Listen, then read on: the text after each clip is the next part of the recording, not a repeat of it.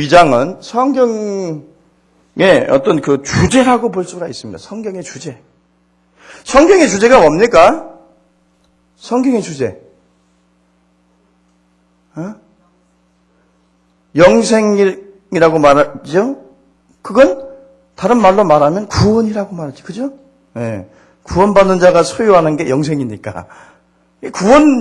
구원론이거든요. 구원론. 그러니까 뭐냐면 성경을 어떤 운동이 좀 있었냐면은 자꾸 잘못된 쪽으로 기복적으로 해석하고 무슨 뭐 철학적으로 해석하고 막 이러니까 성경을 의도를 벗어나 버리니까 뭐냐면 성경은 구속사적 해석해야 한다. 왜? 인간의 구원을 위한 책이니까.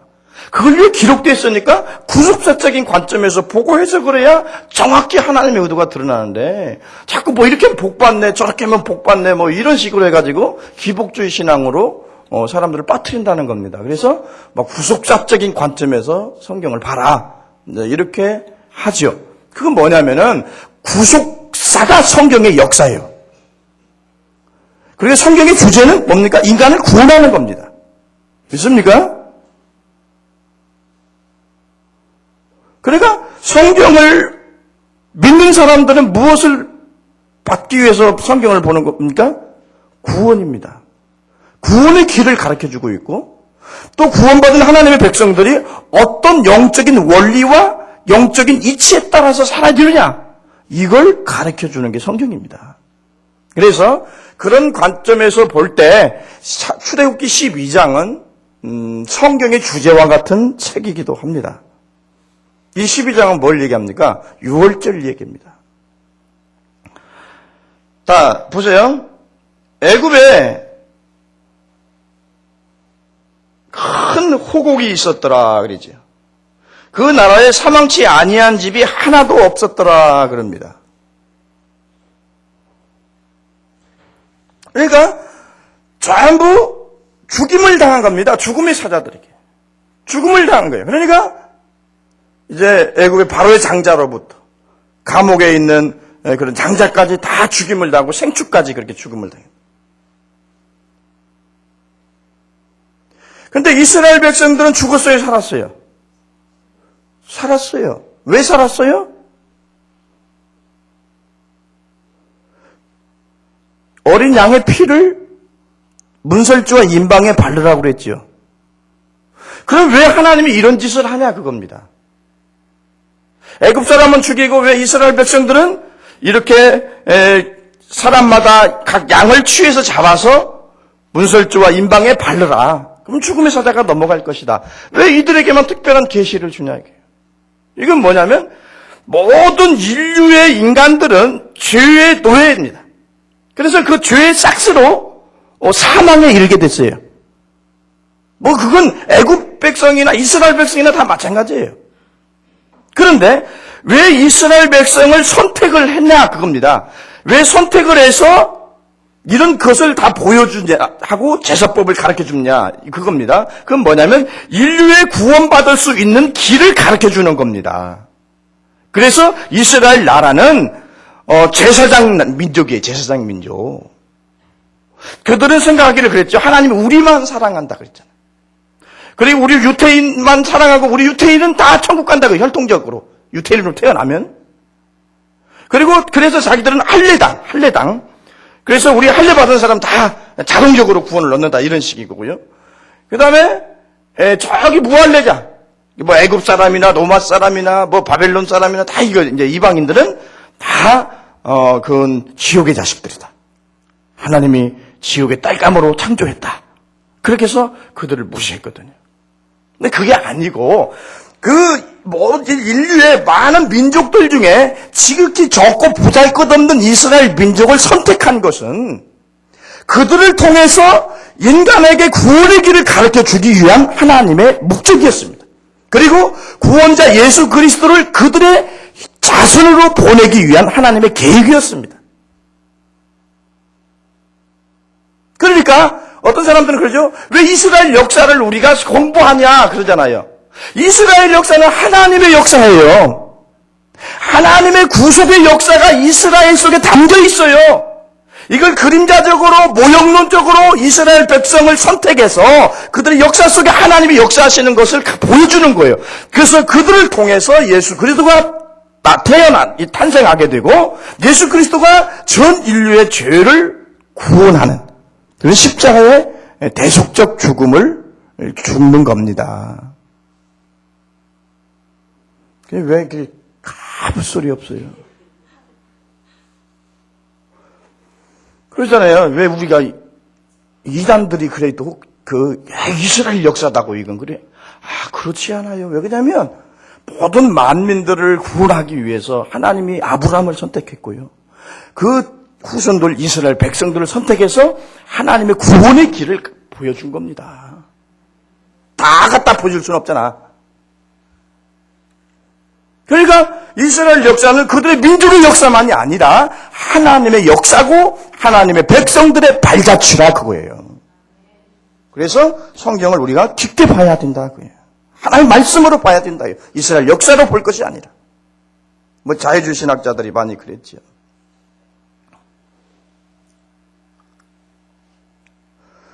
자, 구원입니다. 하나님이 모든 사람들이 구원에 이르기를 원한다고 했어요. 하나님의 소원은 모든 사람들이 예수 믿고 구원에 이르기를 원하는 것이 하나님의 소원입니다. 그렇죠? 그리고 이 구원은 모든 이방 종교 모든 사람들에게 다 관심이 있는 주제입니다. 그래서 인류의 최대의 적은 뭐라고 그랬어요? 죽음이라고 그랬어요. 바자크. 그 프랑스의 소설가, 제가 그 얘기 저번 주에 했잖아요. 바자크인가 아무튼 그냥 박자로 시작됩니다. 그 유명한 소설가 이 얘기를 했잖아요. 이제 정말로 고생했던 무명의 시절에는 예술인들이 고생을 합니다. 대부분. 그러나 그의 천부적인 재능을 통해서 작품이 알려지면서 그가 부귀와 영화를 얻게 되죠. 그래서 자기가 이 책을 통해서 사랑을 하게 됩니다. 어떤 그 백작 부인이. 그 연애를 합니다. 그래서 보지도 않고 이 사람들은 사랑을 하는 거예요. 편지를 써서. 아름답죠? 근데 이들이 만남지다. 그러면서 그들의 사랑이 깊어갑니다.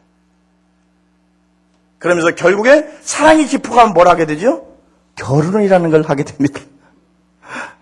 결혼을 하게 되는데 그래서 이제 모든 그 집도 갖추고요.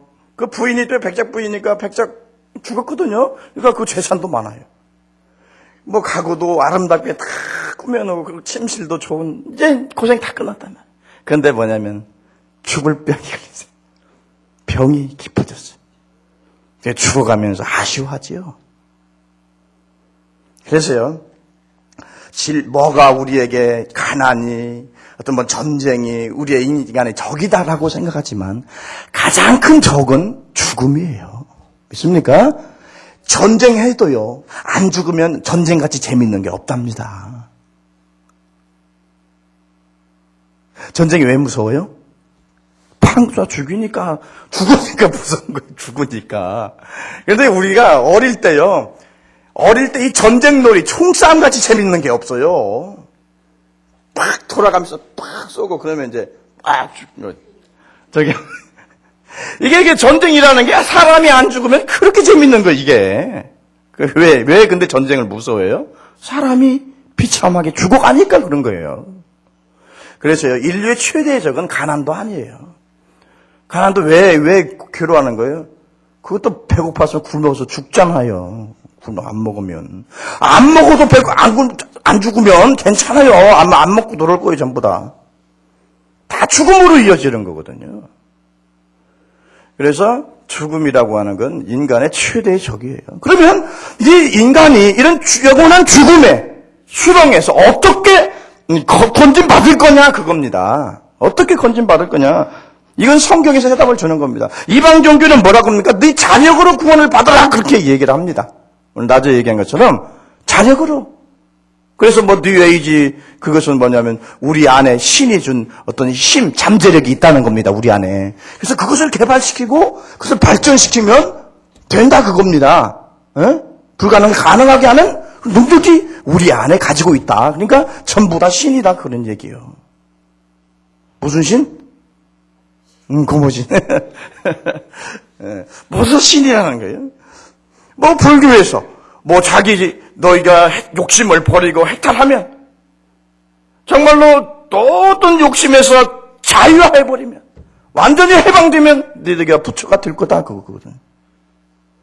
그래서 그 안에 인간에 있는 탐욕이나 어떤 정욕이나 욕심 같은 걸 제거하기 위해서 고행을 하지 않습니까? 그죠? 근데 그 고행을 통해서 그게 인간의 본능이 없어지는 게 아니거든요. 제가 그런 얘기 했잖아요. 어떤 중님이 중님 온천이 아니요. 중님이 자기가 이제 수도를 하려고 정말로 이제 모든 것을 해탈해서 부처가 돼보려고 깊은 산에 들어가서 연불을 엄청나게 이었답니다. 10년 돼가지고 이제는 됐겠다 하고 쫙 내려오는데 그 계곡 아름다운 계곡에 살이 뽀얀 아가씨가 옷을 벗고 목욕을 하더라는 거예요. 어쩌을까? 다윗이 바세바를 본 거지요. 뭐 그게 그 항상 시험이 오는 겁니다. 이 선한 것에는 시험이 있는 거예요.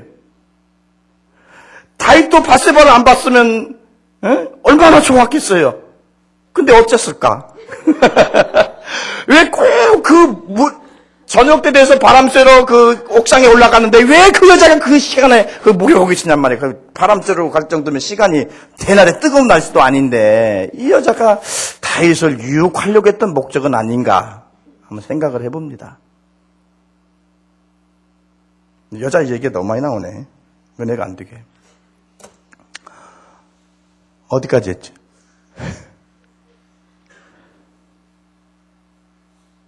그런데 순간적으로 이 스님의 마음에 음욕이 싹 이게 탁 자기를 사로잡은 거예요. 딱 생각하기를 내가 아직 수도가 덜 됐구나. 그리고 다시 선에 들어가서 또 도를 닦겠다는 얘기가 있어요. 그 사람 아마 평생 못 나와 그 안에 죽었을 거예요. 그러니까 이 말은 사실인지 아닌지는 모르지만 뭐냐면은 자기 자신들의 자력적인 어떤 노력을 통해서는 절대 구원에 이를 수 없다는 것을 이야기하는 겁니다. 그래서 구원을 위해서는 뭐냐면 일부적인 힘이 필요합니다. 인간은. 만약에 기독교가 자신의 어떤 행위나 자력으로 구원을 얻는다면 어느 정도 이르러야 되겠어요? 어느 정도? 어느 상태 되어야 구원을 이루겠어요, 구원. 하나님의 의의 표준에 도달을 해야 합니다. 다시 말하면, 하나님의 거룩하심 같이 자기가 거룩해져야 돼요. 그게 가능하겠어요? 응? 가능해? 못 가능하니까 나왔겠죠, 여기. 예. 사람이 하나님처럼 거룩해지는 게 가능합니까? 그러니까, 행위로 구원받을 생각은 아예 하지 말라 그겁니다. 믿습니까? 그래서 하나님의 의가 완전히 만족된 상태에 이르러야만 인간은 죽음에서 해방되고 구원을 받을 수가 있습니다. 하나님의 자비가 베풀어집니다. 하나님에게 의가 완전히 만족되어야. 만족이 안 되면 하나님 자비를 베풀지 않습니다. 자, 복음이 뭡니까, 그래서? 기쁜 소식이죠, 복음은. 자, 하나님의 아들의 예수 그리스도의 죽으심으로 하나님의 의가 완전히 만족되었다는 소식이 기쁜 소식인 겁니다. 아멘은 여기 유영준 권찰님만 하네. 저기들 뭐 어디 저녁에 지금 애인 만나려고 약속했습니까? 저 꽃 보러 갈 생각하고 있어요? 자, 빨리 끝내줄게요. 꽃 많이 피었어요. 저녁에 가면 더 좋아. 오늘 하루 종일 주일 성수하느라고 애썼습니다. 낮에 안 간 것만 해도 저는 감사해요. 끝나고 가세요. 아멘? 차 없으면 봉고차로 좀 오늘 좀 저기 좀 해줘요. 오늘 꽃 안 보러 가고 예배 드리라고 애썼으니까. 꼭 보고 싶으면 말씀하세요. 저기 우리 운전기사님이 다 저기 소양강이 아니지 여기가. 그쪽 벚꽃으로 해서 코스를 아니까요. 자, 오늘 저녁에 아마 구경시켜드릴 거예요. 그게 복음이에요. 뭐냐면 예수 그리스도가 우리를 위해 십자가에 죽으심으로 하나님의 의가 완전히 만족된 거예요. 그 의가 누구에게 전가된 거예요? 믿는 자들에게 전가된 거예요. 그 의가. 그러니까 우리가 우리 의를 가지고 하나님 앞에 서는 게 아니고 예수 그리스도가 이루어놓은 그 완전히 하나님 의를 만족시킨 그 의를 가지고 하나님 앞에 우리가 서는 겁니다. 그래서 우리는 우리 이름으로 나가는 게 아니고 예수 이름으로 하나님 앞에 나가는 겁니다. 믿습니까? 그래서 예수님 없이는요, 이 구원을 논하면 안 되는 거예요. 로마서 3장 24절 25절에 그리스도 예수 안에 있는 구속으로 말미암아 하나님의 은혜로 값없이 의롭다 하심을 얻은 자가 되었느니라. 이 예수를 하나님이 그의 피로 인하여 믿음으로 말미암은 화목제물로 세우셨으니 이는 하나님께서 길이 참으시는 중에 전에 지은 죄를 관가하심으로 자기의 의로우심을 나타내려 하심이니라 그랬어요. 자, 예수님께서 하늘 아버지의 의로운 요구를 만족시켰습니다. 그 거룩함을 만족시켰어요. 그래서 예수 믿는 모든 성도들에게 그 의가 전가되고, 그래서 죄가 용서되고 사함받고, 그래서 우리가 하나님 앞에 하나님의 양자로 받아들여지게 된 겁니다. 하나님의 아들과 하나님 딸들로 받아들여지게 된 거예요.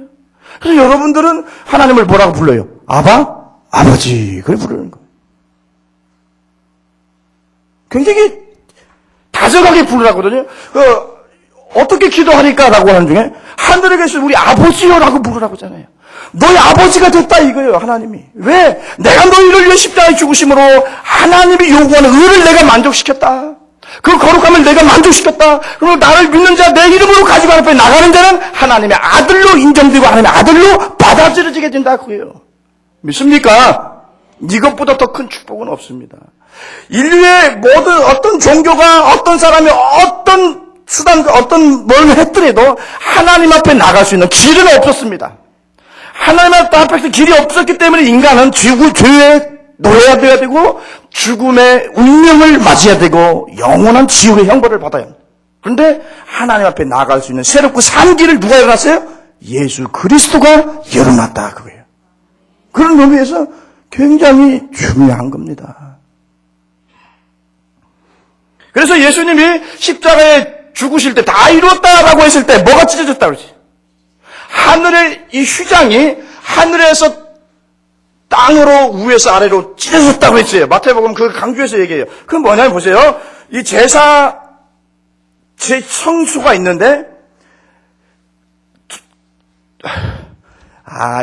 참 이게 성질이 급해가지고 지성소가 있고요. 여기는 뭐가 있어요? 율법이 있죠. 말씀 10계명이 있고 만나가 있고 그 다음에 아론의 쌍난 지팡이가 있어요. 그 속죄소가 있습니다. 거기는 대제사장이 1년에 한 번씩 피를 가지고 들어갑니다. 그리고 이제 이 성소가 있습니다. 그리고 마당이 있어요. 자, 그런데 이 지성소는 뭘? 하나님 임재를 상징하는 거예요. 하나님 임재. 그러니까 거기만 하나님 꼭 있다 그게 아니에요. 뭐냐 모형론적으로 보여주는 거예요. 하나님 임재를 상징하는데 하나님 앞에 누가 나갈 수 있느냐 그래요. 피를 가지고만 나갈 수 있어요. 그런데 양의 피로 염소의 피를 가지고 대제사장이 나가서 이게 속죄가 되는 겁니까? 아닙니다. 예수 그리스도를 모형론적으로 보여주고 있는 겁니다. 그러니까 피를 통한 구원을 이야기하는 거예요. 예수 그리스도 십자가를 통한 구원을 얘기하는 건데 그 아무도 들어갈 수가 없죠. 근데 하나님 어때요? 예수님이 십자가에서 자기 몸으로 속죄제물로 드렸어요. 자기 피로 드렸잖아요. 생명을. 그러니까 다 이루었다 할 때 어때요? 위에서 아래로 쫙 찢어졌다는 얘기는 하나님 앞에 나갈 수 있는 죄인들이 앞에 나갈 수 있는 길이 열려졌다는 얘기예요.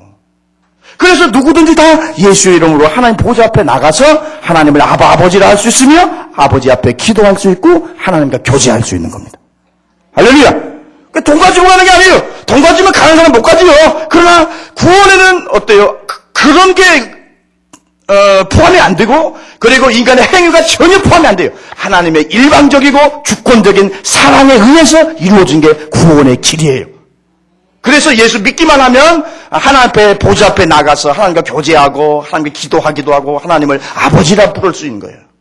그래서 우리가 이 땅에서 이제 우리 운명을 맞이하면 이제 육체 장막을 벗어버리면 그래서 하나님 앞에 가면은 영원한 하나님의 나라에서 하나님 아버지 자녀로서 그렇게 행복하게 살게 되는 겁니다.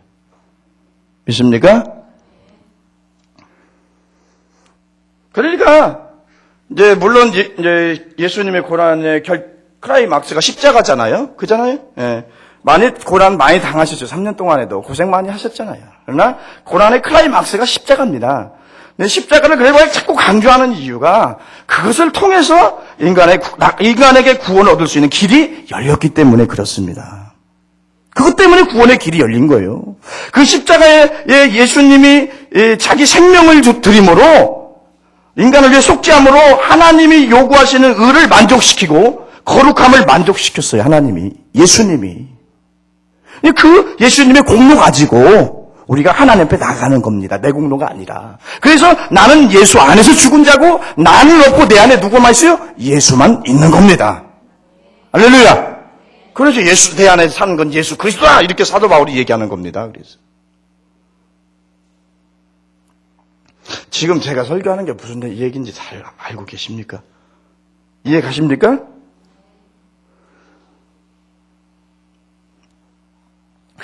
우리 교회는 하도 잘 가르쳐놔가지고 웬만한 사람 와가지고 성경 어떻게 해석하면은 아이고 저 이상하게 해석하네. 그래가지고 와서 목사님들은 잘 몰라요. 우리 성도들이 어리고 그러니까 한 30대나 그 정도 다 어리다고 그래요. 그래서 40대 다 그런다고 했더니 무슨 40대냐고 그래요. 그게 젊다고 그래요. 너무 젊다고. 다 내 딸 같대.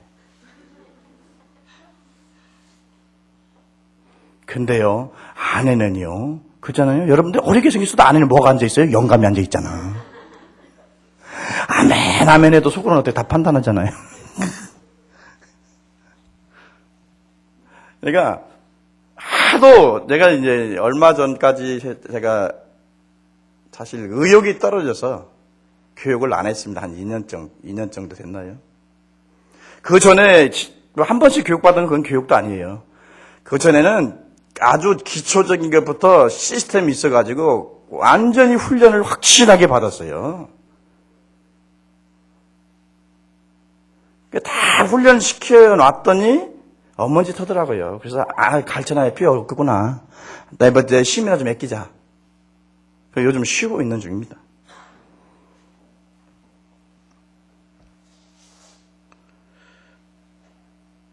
근데요, 제가 하나 알게 왜냐면 이제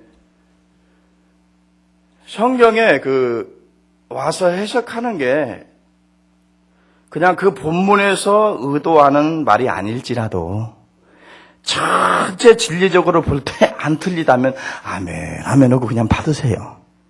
아멘? 저 사람 성경 이상하게 해석하네 그러지 말고. 예? 네, 그러면 은혜를 못 받아요. 아멘? 우리 한국 목사님들은 알레고리의 천재랍니다. 원래 우리 한국 설교자들이. 그러니까 없는 얘기를 기가 막히게 만들어서 잘하는 게 우리 한국 목회자들의 특성이라는 거예요. 그러니까 이단이 많고 사이비가 많은 거예요, 솔직히. 내 좋게 얘기하니까 그냥 아멘으로 받으라는 거지. 근데 알레고리가 뭐냐면은 그거예요. 사마리아 사람의 비유가 있잖아요. 그거 잠깐 제가 할게요.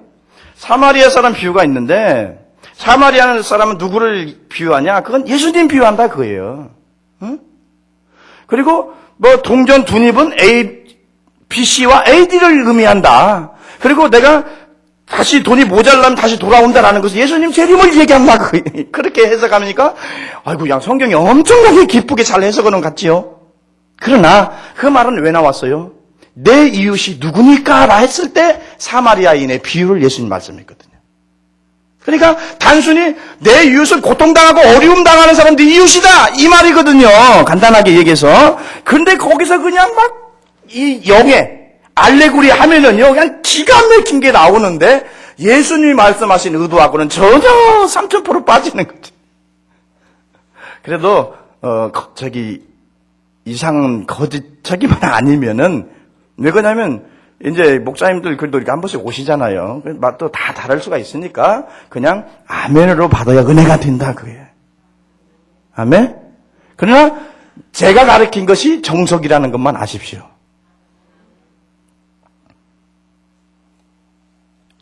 저를 드러내기 위해서 그런 것도 아니고요. 제가 정석으로만 가르칩니다. 그러니까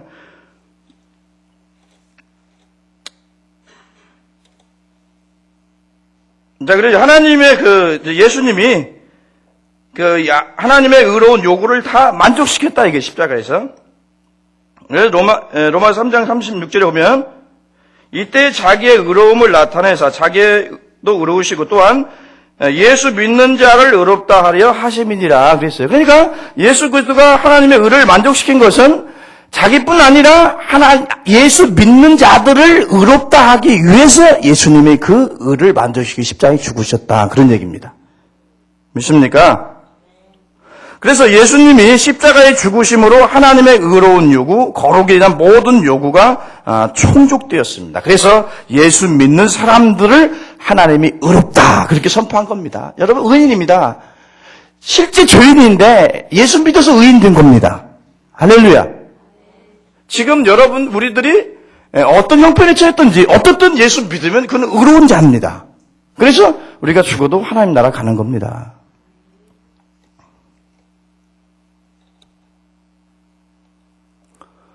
아이고, 조금 했더니 시간 또 다 됐네요. 꽃구경 가야지요.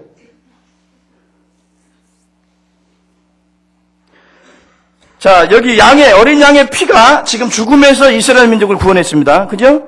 장자들을 구원했어요. 피가. 그래서 12장 7절에 보면 그 피를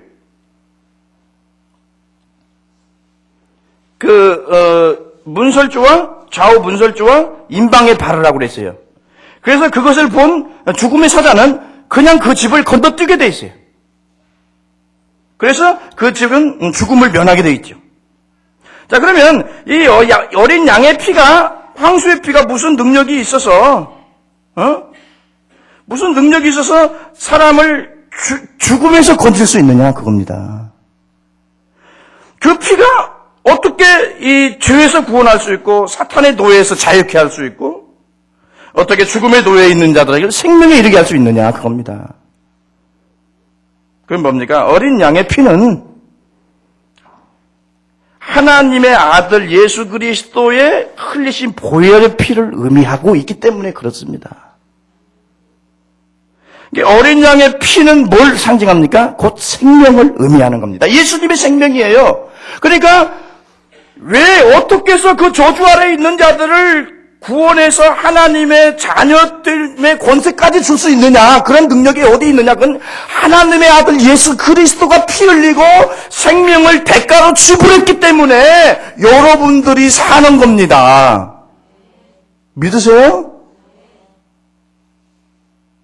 그러니까 십자가의 보혈의 능력이 나타나면 귀신도 쫓겨가고 병든 자도 치료받고 죄인이 회개하고 죽음에서 영원히 생명에 사는 생명의 나라로 옮겨지는 겁니다. 그런 역사가 있는 거. 이게 보혈의 능력이에요. 보혈의 능력.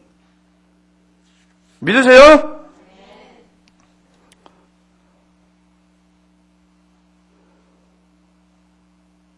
그래서 예수님은 자기 생명을 죄인들을 대신해서 십자가의 한 저주를 받게 드리고 그 다음에 우리에게는 뭐요? 생명을 준 겁니다.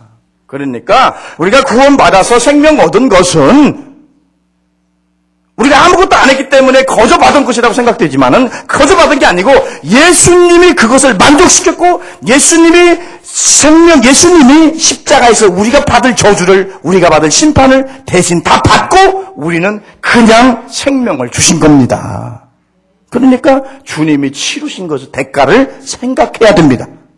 우리가 구원을 생각할 때 구원은 그냥 믿음으로 받는다, 이런 단순히 그냥 표면적인 것만 생각 말고 어떻게 해서 이 구원이 이루어졌는가? 그것은 예수 그리스도가 십자가에서 피 흘리시고 물과 피를 다 쏟으시고 생명을 대가로 지불한 그 대가로 말미암아 내가 죄사함 받고 내가 생명을 얻은 겁니다.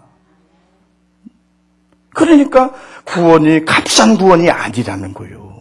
하나님의 아들인 하나님의 생명을 대가로 지불하고 얻은 생명이 내 생명이라 그겁니다.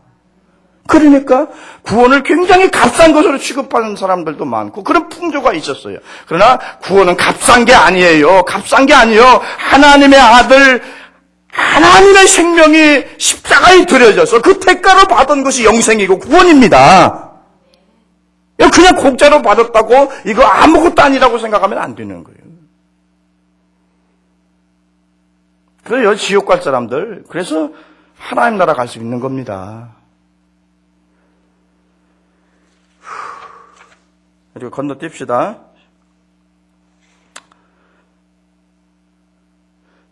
34절에서 36절에 보면은요, 그들이 이제 애굽에서 즉시 이동을 시작합니다. 그죠?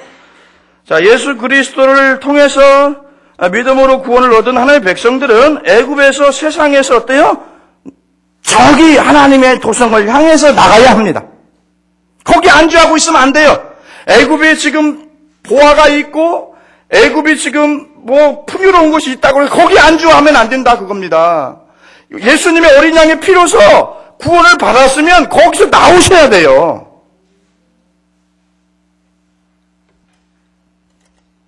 이 세상은 성도들의 영구한 안식처가 아닙니다. 히브리서 기자는 뭐라고 말합니까? 우리가 우리에게 영원한 도성이 없고 오직 장차 올 것을 찾다니 그랬어요. 이 세상에서는 영원한 것이 없어요. 우리는 지금 이제 영원한 본향, 하나님의 나라를 향해서 가고 있는 나그네요 순례자들입니다. 그걸 인정하고 살아야 합니다. 이 땅이 아무리 좋고 풍요롭고 이 땅이 아무리 좋아도 우리는 이 땅에 머무를 수 없습니다. 우리가 가야 할 본향이 있습니다. 우리가 그 본향을 생각하면서 살아야 된다 그겁니다.